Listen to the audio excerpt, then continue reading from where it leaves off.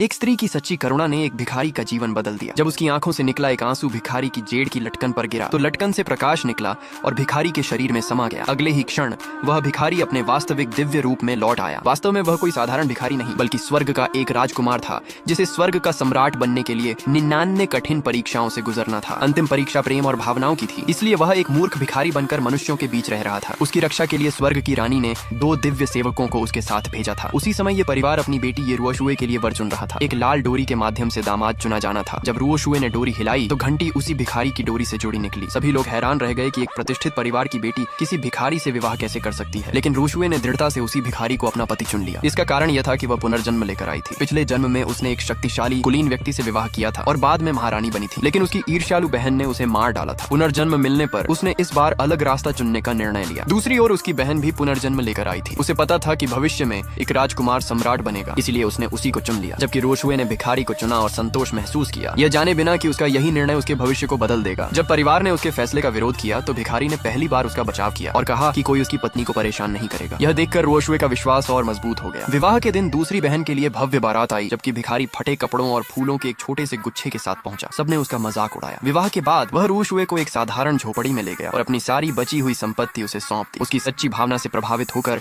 रुओशुए रो पड़ी और उसी आंसू ने भिखारी की दिव्य स्मृतियां लौटा दी। उसने अपना वास्तविक रूप धारण किया और बताया कि वह स्वर्ग का भावी सम्राट है। अगले दिन उसे स्वर्ग लौटने का आदेश मिला। उसने रुओशुए से वादा किया कि वह 7 दिन बाद उसे लेने आएगा, लेकिन स्वर्ग का एक दिन पृथ्वी के 1 वर्ष के बराबर था। पृथ्वी पर 7 वर्ष बीत गए पर वह नहीं लौटा। इस दौरान रुओशुए ने एक पुत्र को जन्म दिया और गरीबी में जीवन बिताने लगी। एक दिन उसकी बहन ने उसका अपमान किया और उसे मंदिर ले गई ताकि सबके सामने उसे नीचा दिखा सके।